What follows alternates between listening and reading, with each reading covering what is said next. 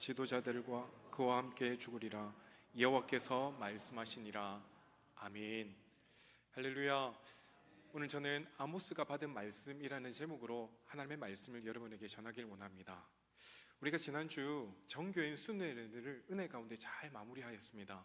여러분은 수련회에 참여하시면서 어떠한 은혜를 받아 누리셨습니까? 저는 같이 수련회를 참여하면서 작지만 강한 것이 무엇인지를 다시 한 번 더 생각해 보게 되었습니다.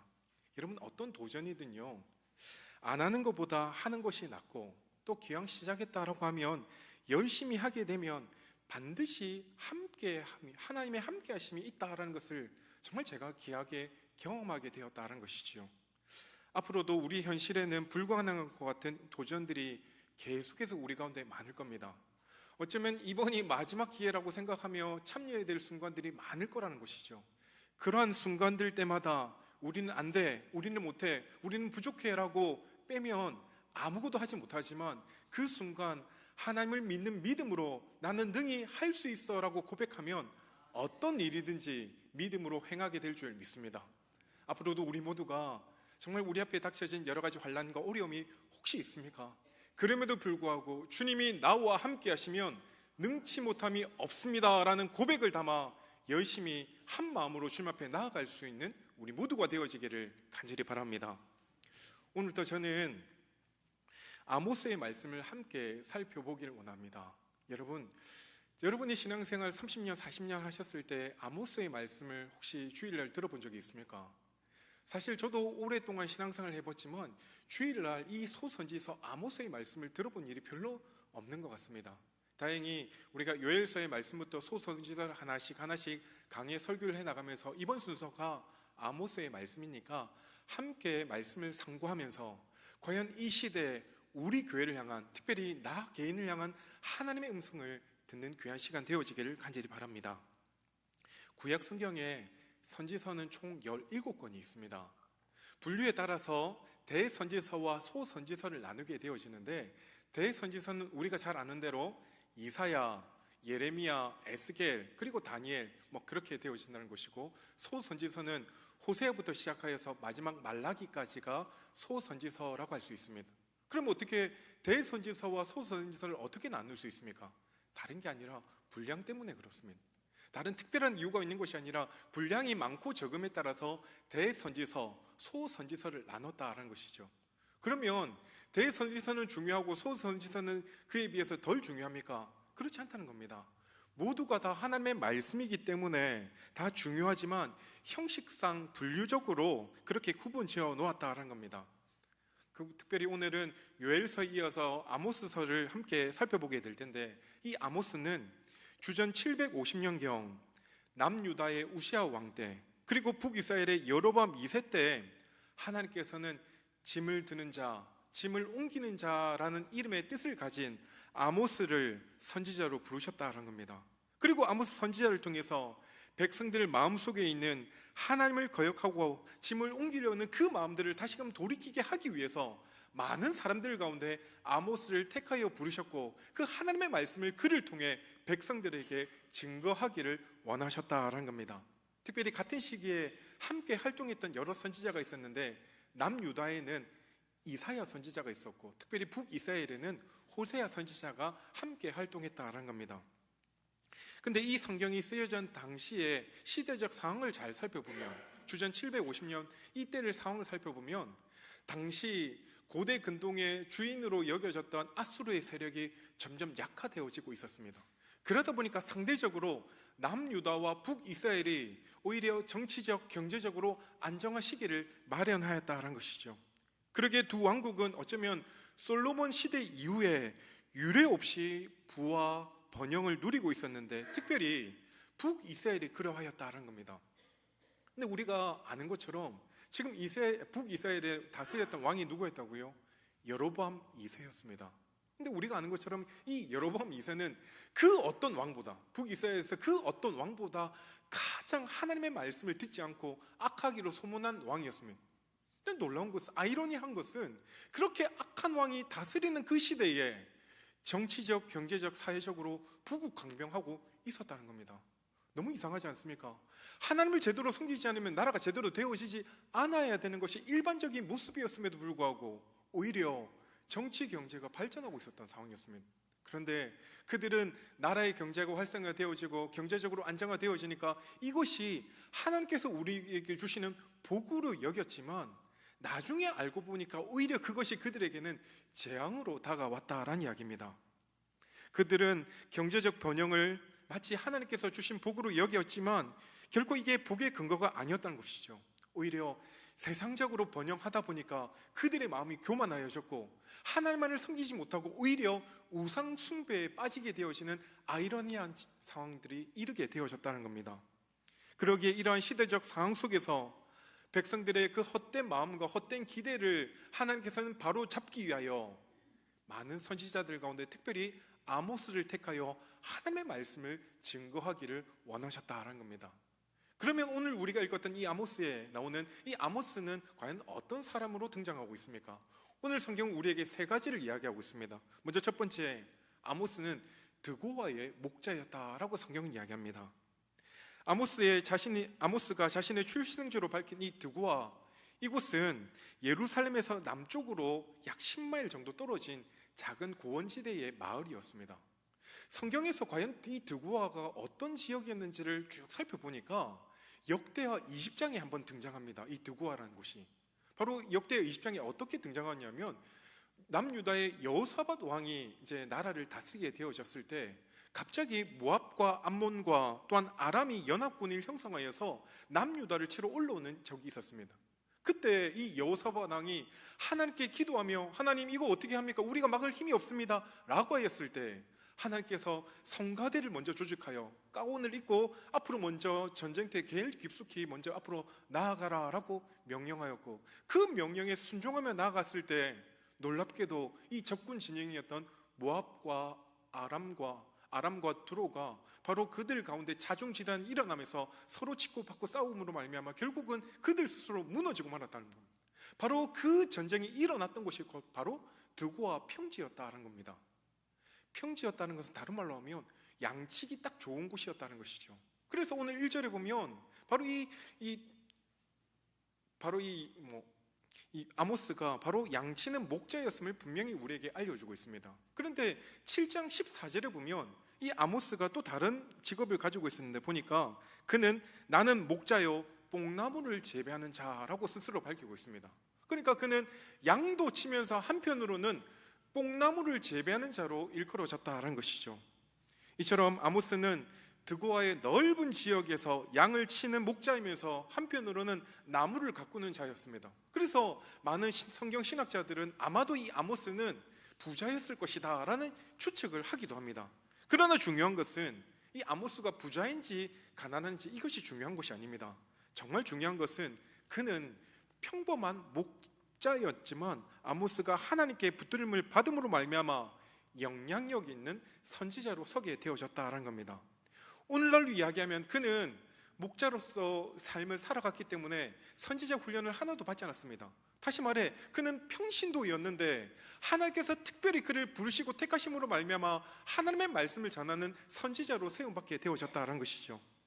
그러므로 우리는 이 땅을 살아가면서 우리의 소원이 이 땅에서 잘 먹고 잘 사는 것, 특별히 여러분의 소원이 무엇입니까? 라고 물어보면 어릴 때부터 우리가 열심히 교육받은 게 뭡니까? 우리의 소원은 뭐라고요?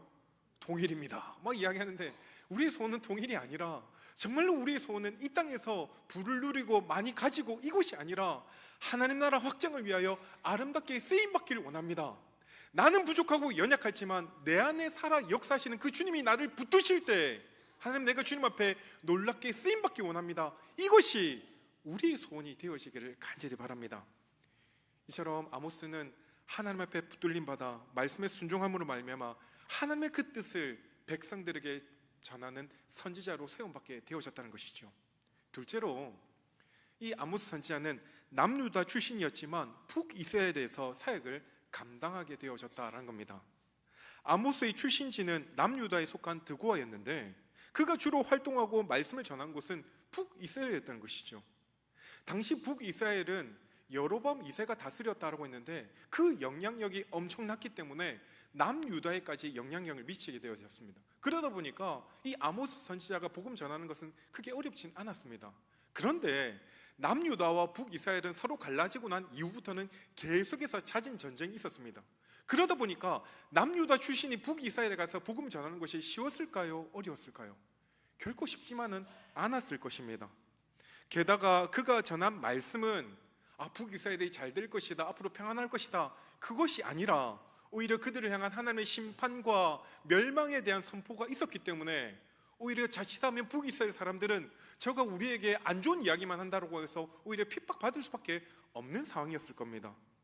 우리 같으면 과연 하나님께서 그렇게 명령하시면 뭐라고 이야기하겠습니까? 하나님, 아니 지금 북이스라엘에 선지자가 없어서 저한테 말씀 전하라고 하십니까? 북이스라엘 출신에게 전하라고 하시고 저는 제 출신인 남유다니까 나는 이곳에서 하나님의 말씀을 전하겠습니다 라고 이야기하지 않겠습니까?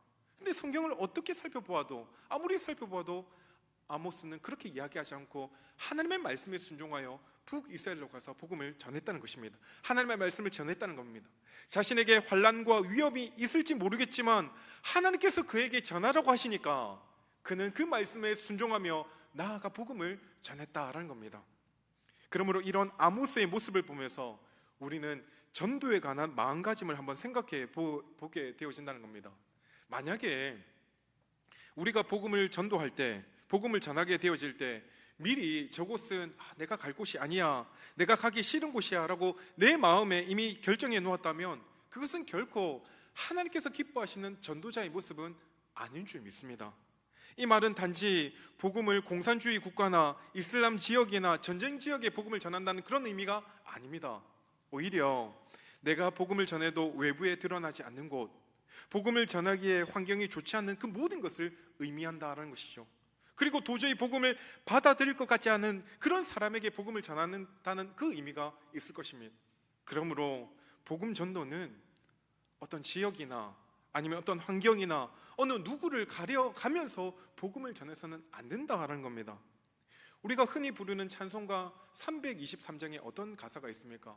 부름받아 나서니 몸 어디든지 가오리다, 아골골짝 빈들에도 복음 들고 가오리다 라고 우리가 찬송은 그렇게 즐겁게 부르면서 막상 복음을 전하려고 할 때 저기는 힘들어서 못 가고요, 저기는 어려워서 못 가고요, 나는 못 가요. 때로는 괴로우나 즐거우나 주만 따라 가겠다라고 찬양은 그렇게 기쁘게 하면서도 나의 감정과 상황과 외적 환경에 따라서 나는 복음을 못 전하겠어요 라고 이야기한다면 하나님은 그 사람을 향해 기뻐할 수가 없다라는 것이죠. 여러분, 남녀 간에 뜨겁게 사랑을 하면 때로는 그 불붙듯한 그 사랑 때문에 국경까지도 뛰어넘는다라고 이야기합니다. 그렇다고 한다면 우리는 가장 귀한 복음을 들고 있으면서 어떻게 그 복음을 전하지 못할 국경이 있을 수 있겠습니까?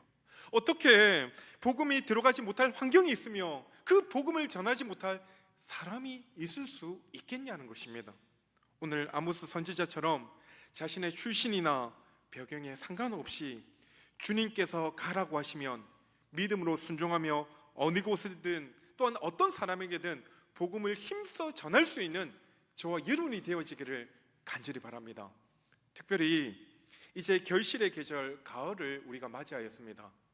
여러분, 올 한 해를 뒤돌아볼 때 여러분은 여러분 마음 가운데 얼마나 영혼 구원에 관한 열정을 가지고 계셨습니까? 오늘 주보를 보신 분은 알겠지만 10월 마지막 주일날 우리 교회가 행복 나눔 전도 주일로 좀 지키기를 원합니다. 지금 우리 주위를 보면, 아니 내 옆을 바라보면 마땅히 이 자리에서 우리와 함께 예배 드려야 될 그분들이 보이지 않는 분들이 얼마나 많습니까? 나의 기도와 나의 사랑과 관심이 부족하여서 챙기지 못하여 이 자리에 있지 못한 분들이 얼마나 많냐는 것이죠. 그러므로 이번 기회에 다시 한 번 더 하나님 앞에서 믿음으로 결단하여 우리 구역 가운데, 특별히 우리 기관 가운데 보이지 않는 분들을 다시 한 번 더 주님께로 초대하며 우리 주위에 믿지 않는 이웃과 특별히 나의 가장 가까운 우리 가족 가운데 아직도 교회에 나오지 않는 분이 있다면 그들을 그날에 초청할 수 있는 저와 여러분이 되어지기를 간절히 바랍니다. 아멘. 셋째로 아모스는 하나님께 받은 이상을 전하였습니다. 여러분, 이상이 무엇입니까? 다른 말로 환상이라는 것이고 오늘날로 이야기하면 비전이라고 할 수 있습니다. 그런데 이 이상은 자신이 보고자 해서 보아지는 것이 결코 아닙니다. 하나님께서 뜻하신 바를 사람들에게 전하기 위하여 많은 사람들 가운데 특별히 선지자에게 깨달아 알도록 보여주신 환상이자 특별히 하나님의 말씀이라는 것이죠. 그러면 그 아모스 선지자가 받은 이상은 과연 무엇이었습니까? 오늘 말씀 1절에 보니까 요아스의 아들 여로보암 시대 지진 전 2년에 받은 것이다 라고 이야기가 있습니다. 다시 말해서 이 지진이라는 것은 스가랴 선지자도 지진을 한번 이야기한 적이 있는데, 스가랴서 14장 5절에 보면 유다 왕 우시아 때에 지진을 피하여 도망하던 것 같이라고 이야기합니다. 그러니까 당시에 큰 지진이 일어나는 것이 사람들에게 얼마나 각인이 되었든지 두 선지자가 이 지진에 큰 피해를 입었다는 것을 분명히 예언하고 있다는 것이죠. 그러니까 적어도 아모스 선지자도 말씀을 받은 이후에 그 지진을 발생하는 모습들을 바라보면서 하나님께 받은 말씀과 지진이 깊은 연관이 있다는 것을 그는 분명히 깨달았을 것입니다. 왜냐하면 하나님께서 2절 말씀에 보면 목자의 초장이 마르고 갈멜산 꼭대기가 마르리로다 라고 말씀하셨기 때문입니다. 그러니까 풍요롭고 기름진 갈멜산 꼭대기가 마르고 목양하기에 좋은 초장들이 황폐하게 되었다는 것은 그만큼 이 북이스라엘이 심각한 피해와 어려움을 겪게 된 것을 분명히 예언적으로 말하고 있다는 것이죠. 다시 한번 본문 2절을 보면 그가 이르되 여호와께서 시온에서부터 부르짖으시며 예루살렘에서부터 소리를 내시리니 목자의 초장이 마르고 갈멜산 꼭대기가 마르리로다. 지금 하나님께서 시온에서부터 부르짖으며 예루살렘에서부터 소리를 내신다라고 이야기합니다. 여기서 이 부르짖다라는 그 의미가 무엇입니까? 동물의 부르짖는 소리, 동물의 울음소리, 특별히 사자가 배고픔 중에 먹이를 찾기 위해 포효하는 소리를 가리키는 단어가 이 부르짖음이라는 것입니다. 마치 많은 죄를 지으며 하나님을 떠나 자기 마음대로 살아가는 백성들, 그렇지만 그 가운데서도 하나님께 날마다 제사를 드리며 열심을 내고 있지만 전혀 그 마음은 하나님을 향하지 않는 그 백성들을 향해 하나님은 그들을 내가 심판하시겠다라고 단호한 외침이 바로 이 부르짖음이었다는 것이죠. 또한 하나님께서 예루살렘에 대하여 소리를 내셨다라고 했는데 이 소리는 마치 하늘에서 울리는 천둥 소리와 같은 큰 소리였습니다. 그 엄청난 소리를 죄를 짓는 백성들을 향하여 선포됨으로 말미암아 그들이 그 소리를 듣고 깜짝 놀라게 되어졌다는 것이죠. 그리하여 목자의 초장이 마르고 갈멜산 꼭대기가 마르리로다 라고 하면서 그 하나님의 진노가 그들 가운데 반드시 임할 것을 예언하였으며, 동시에 그들이 자기의 소견대로 살아가는 백성들이 이렇게 살다가는 심판을 받을 수밖에 없음을 분명히 알려주셨다는 이야기입니다. 그런데 이 말씀을 자세히 보면 그럼에도 불구하고 하나님께서 이 이스라엘을 얼마나 사랑한지를 이 말씀 가운데 정확히 알 수 있다는 겁니다. 그게 무슨 말입니까? 바로 하나님의 심판의 대상이 먼저 북이스라엘이 아닌 이방 땅이었다는 겁니다. 하나님은 이스라엘을 심판하기 전에 먼저 이방 나라를 심판하시겠다라고 해서 3절부터 이어지고 있다는 것이죠. 하나님께서 왜 이런 말씀을 하고 계실까요? 하나님께서는 이방 나라들을 먼저 심판하심으로 말미암아 지금 이스라엘로 하여금 다시금 회개하고 돌이킬 수 있는 기회를 그들 가운데 주시기 위해서라는 겁니다. 만약에 이스라엘을 먼저 이방 나라보다 심판하시면 주변 나라들이 약해진 이스라엘을 공격할 수 있기 때문에 하나님은 그들을 너무나도 사랑하셔서 먼저 이방들을 심판하시고 난 다음에 이 이스라엘을 심판하시겠다라고 말씀하신 겁니다. 근데 놀라운 것은 우리가 앞으로 쭉 살펴보겠지만 이렇게 하나님의 사랑과 배려를 많이 받은 이 이스라엘이 그 사랑의 결과물로 돌이키며 회개해야 되는데 그들은 결코 이 하나님의 말씀을 제대로 순종치 못했다는 겁니다. 그 뜻을 돌이키지 못하고 회개의 길을 허락해 주셨음에도 불구하고 그들은 끝까지 회개하지 않았다는 사실입니다. 그리고 이어지는 3절부터 2장 3절까지 말씀을 쭉 보시면 놀랍게도 이 이스라엘 중심으로 주변의 나라들이 하나님 앞에 심판을 받게 되는 모습들을 정확히 예언해주고 있습니다. 그런데 말씀을 우리가 쭉 함께 읽어보면 알겠지만 계속해서 반복되어지는 말씀이 있습니다. 무엇입니까? 바로 서나가지 죄로 말미암아 내가 그 벌을 돌이키지 아니하리니, 이 말씀이 6번이나 반복되어지고 있다는 겁니다.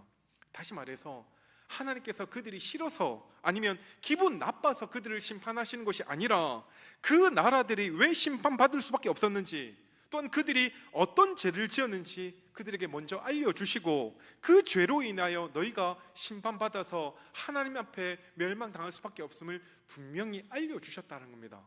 다시 말해, 하나님은 지금 우리에게도 동일하게 계속해서 여러 가지 경고와 사인들을 주고 계십니다. 그렇지만 그것이 영원하지 않습니다. 반드시 마지막이 있다는 것이죠. 그래서 먼저 어떤 나라가 하나님의 심판의 예언을 들었습니까? 먼저 보면 길르앗 사람들에 대하여 잔인한 전제 행위로 인하여 하나님의 심판을 받게 될 아람에 대해서 이야기하고 있습니다. 이들은 철 타작기로 타작하듯 길르앗을 압박하였다라고 말씀합니다. 이어서 인신매매와 노예 착취의 잔인한 행위로 인해 심판받게 될 바벨론에 대해서 바벨론의 수도인 다메섹에 대해서 이야기하였습니다. 그리고 세 번째는 이스라엘과의 언약을 파기하고 이스라엘 사람들을 팔아넘기는 두로에 대해서 하나님은 반드시 내가 심판하겠다.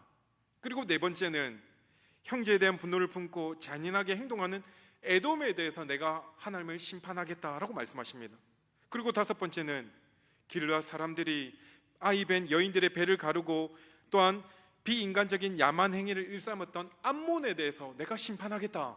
그리고 마지막 여섯 번째는 에돔 왕의 시신을 꺼내 불살은 모압에 대해서 그들의 잘못을 언급하시며 내가 반드시 그 땅을 심판하고 말 것임을 분명히 알려주셨다는 것이죠. 이처럼 아모스 선지자가 심판을 선포하는 순서를 자세히 쭉 살펴보면 처음에는 이스라엘과 아무런 관련이 없는 이방 나라들이 먼저 심판의 대상이고 점점점 좁혀 들고 오면서 이스라엘과 혈연 관계에 있는 나라들로 이동되어지는 것을 볼 수 있습니다. 에돔이 어떤 나라입니까? 바로 이스라엘의 조상 야곱의 형제 에서의 후예가 바로 에돔이라는 겁니다. 또한 모압과 암몬이라는 것은 바로 아브라함의 조카 롯의 바로 자녀들이 모압과 암몬이었는데 그들의 후손이 모압이 되어졌고 암몬이 되어졌다는 겁니다. 이처럼 각 나라마다 하나님께서는 선포하는 그들의 죄가 강조되는 부분이 좀 다르긴 하였지만 공통적인 부분이 무엇입니까? 한마디로 이야기하면 하나님의 권위 위에 반기를 들어서 그들이 심판받아 마땅할 수밖에 없다.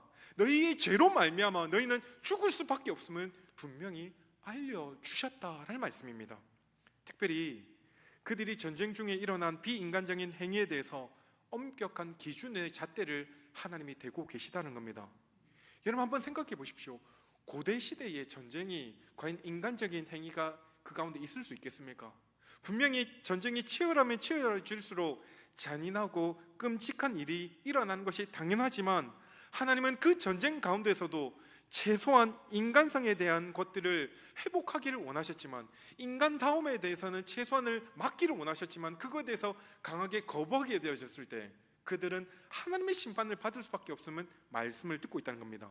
특별히 그 내용을 바라보니까 철 타작기로 사람을 타작하고 포로를 임신매매하고 또한 임산부의 배를 가르고 죽은 자의 무덤을 파헤쳐 뼈를 불사르는 등 잔인함과 포악함은 이루 말할 수가 없었다는 겁니다. 그 잔인함과 포악함 때문에 그들은 하나님 앞에 심판받아 마땅하다는 것을 분명히 알려주고 있다는 것이죠. 그래서 하나님의 심판의 방법이 무엇이었습니까? 그들 가운데 불을 보내심으로 말미암아 그 궁궐들을 사르리라라고 말씀하셨습니다. 이처럼 아모스 선지자는 이스라엘을 향한 그 심판의 메시지를 전하기 전에 먼저 주변 나라에 대한 하나님의 심판을 먼저 선포하였습니다. 여러분, 이 말씀을 통해 분명히 우리가 알 수 있는 것이 무엇입니까? 하나님은 결코 이스라엘만의 하나님이 아니라는 겁니다. 하나님은 천지 만물을 창조하시고 다스리시며 온 세계의 역사를 지금도 주장하고 계시는 분인 줄 믿습니다. 이방 나라의 역사도 모두 다 하나님의 다스림 가운데 있으며 또한 그들의 죄에 대해서 하나님은 하나도 잊지 않고 정확히 계수하고 있다는 것입니다. 그리고 그들의 죄가 찰 때 반드시 그 죄에 대한 대가를 치르게 해주신다는 겁니다. 오늘 선지자 아모스가 활동하던 시기에 북이스라엘은 그 어느 때보다 풍요롭고 평안한 시절을 보내고 있었습니다. 하지만 백성들의 마음은 결코 그렇지 않았다는 겁니다. 백성들은 약한 자의 재물을 약탈하고 도덕적으로 또한 윤리적으로 그들의 마음이 완전히 하나님을 떠나 타락해 있는 상황 가운데 있었습니다. 그렇지만 그들 가운데 형식적으로는 하나님께 예배하는 모습들이 계속해서 있었고, 또한 하나님께 제사를 드리기만 하면 그들의 마음에 부패한 마음들을 하나님께서 다 용서해 주실 것이라고 그들은 착각하고 있었다는 것이죠. 하지만 하나님께서는 이처럼 혼탁한 시기에 선지자로 훈련받고 준비된 사람이 아닌 평범한 목자이면서 뽕나무 치던 그 사람을 택하셔서 하나님의 뜻을 백성들에게 전하게 해 주셨다는 겁니다. 어떻게 이렇게 훈련받고 준비되지 못한 자를 하나님께서 그렇게 들어 사용하셨을까요? 그만큼 때가 악했기 때문입니다. 준비할 시간이 없었기 때문에 하나님은 평범한 목자였지만 그를 들어서 하나님의 말씀을 전하기를 원하셨다는 것이죠.